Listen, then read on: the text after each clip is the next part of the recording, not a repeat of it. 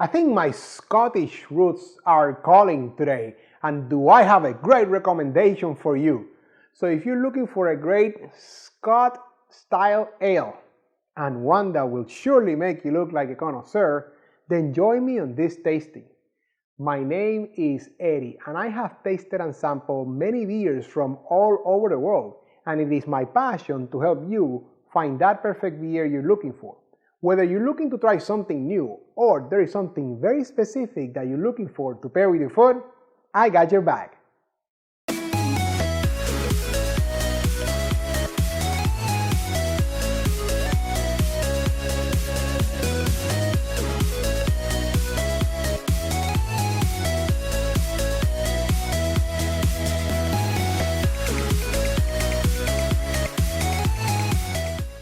Welcome back, beer lovers.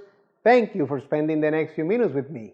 As I said in the intro, my name is Eddie, and on this channel, I taste and review all kinds of beers and give you my most honest opinion about them, as well as some ideas to pair them with your food, just like the one you're about to watch. So if you're new here, consider subscribing and hitting that bell icon down there so you're notified every time I release a new beer review video. And if you like the video, give me that thumbs up, let me know you like it. Now, what did I say in the intro? I have here from our friends at Founders up in Michigan, I have Dirty Bastard Scotch Style Ale. Now, I have to tell you, I've never had this beer, but being from our friends at Founders, I think we're in for a treat. And the other thing is, look at what I have here. I have my Nonic pint, which is the glass I recommend. There's also something called a thistle glass that you can also use for a Scotch style ale or a Scottish ale. But today I'm using my Nonic pint. And remember that having the right glass for the beer that you're tasting, it's an important piece of becoming and looking like a beer connoisseur. So if you want to get your own set of Beer Connoisseur TV glasses, check out the description below and see how you can get your own set of glasses. Now, I don't know if you can see that, but look at that action right underneath the head there. Wow, that's a nice spectacle there. And that's exactly where we always start, right? We always start with the appearance, especially with the 3 C's of appearance, which you know them by now: color, clarity, and carbonation. That's exactly right, my friends. Now the color is a nice ruby red. Yes, very brilliant, absolutely brilliant. There's no haziness or cloudiness. And like I said, a lot of carbonation action there, definitely. Yes, I see a lot of bubbles rising, and look at that big head. You see that? Nice cream color, big head, and it's retaining that pretty well. You've seen that it's been almost 45 seconds since it went all the way to the top, and barely anything has, it's retaining it pretty well. So that's all part of the appearance that we look for, right? Now what's the next piece? Aromas. Let me tell you what I am picking up here from these aromas. All right. Sweet caramel for sure, kind of like a toffee, smell there.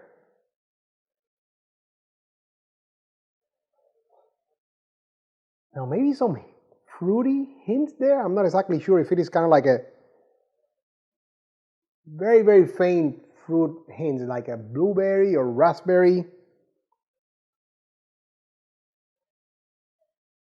Yes, and then kind of like bready, roasted malts there. That's nice. It's nice aromas there. Nothing overpowering. I really have to focus and see what I'm smelling there, but definitely very nice aromas. And like I said, I've never had this, so I'm looking forward to this. Let me taste it.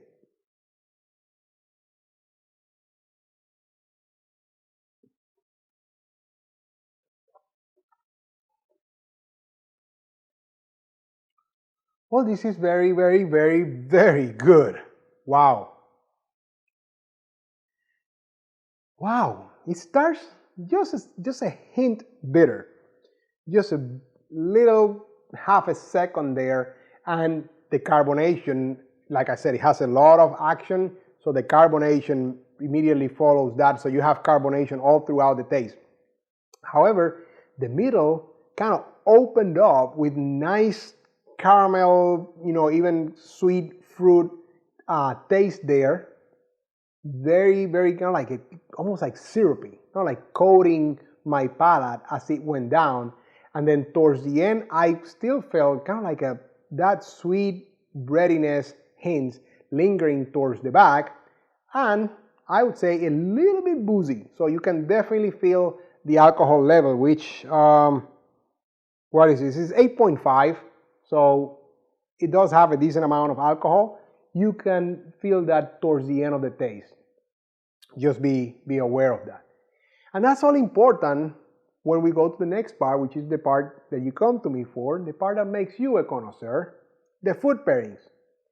Now, Scottish and red ales are good to pair with, flavorful foods, meats, gamey foods are, gamey dishes are great to pair with Scotch style ales. So today, my first recommendation is going to be something that has a lot of flavor, which is lamb. So I like lamb chops, so I'm going to say make sure you make some roasted lamb chops. And if you like, maybe make sure there's some rosemary in the seasoning of that.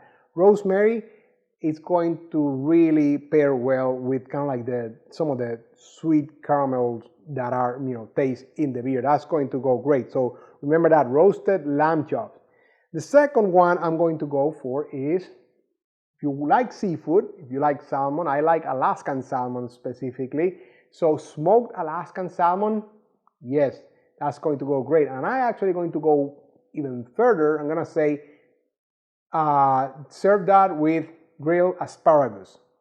I like asparagus, but asparagus have a very, very strong taste.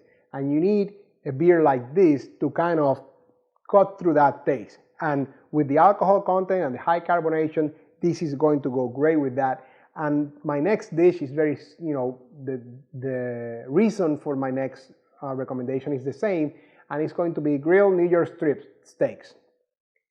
Again, a nice cut that I like. Make sure that they are a little bit charred, if you're making them yourself, a little bit charred on the outside, because that char, that it's kind of like caramel smokiness is going to pair and latch on to the flavor of the beer. And like I said, the high alcohol content and the carbonation are going to help you cut through the fat in the steak, and it's going to help you continue enjoying that meal bite after bite.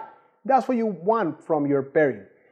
Now, as far as cheese, look what I have here. I have a Gruyere cheese here, which I think is a great recommendation to go with my Scotch style ale.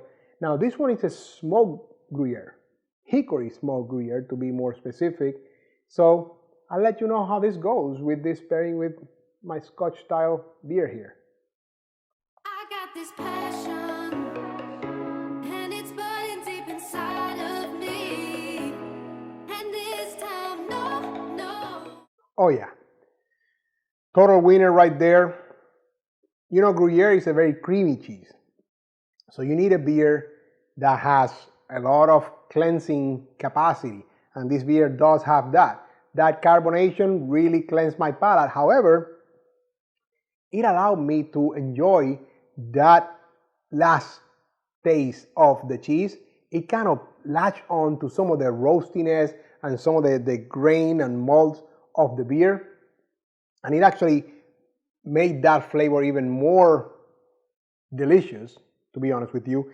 And as far as the beer, it kind of caught some of the boozy character of the beer. So I did not feel as much of the alcohol taste after eating the cheese as I did without eating the cheese. So that's why the pairings are great and are important. And this beer definitely, you're not going to get any judgment from me if you like to enjoy it solo. But if you want to enjoy it even more, then pair with a nice Gruyere cheese, and I assure you, you will not be disappointed. Now, I always leave you my recommendation for a great dessert pairing, and today is no different. I have a great recommendation that you're going to enjoy, so go ahead, open the description below and get that my gift to you. Now, that concludes today's lesson, but I always enjoy asking you, have you had Dirty Bastard before? What's your impression? What are your thoughts? Have you paired it? Have you drank it solo? Please, leave me some comments below. Now, I hope I have helped you increase your beer knowledge as we all continue on this journey of becoming beer connoisseurs, right? So I encourage you to be on the lookout over the next few days when I release my next beer review video, and until then, enjoy!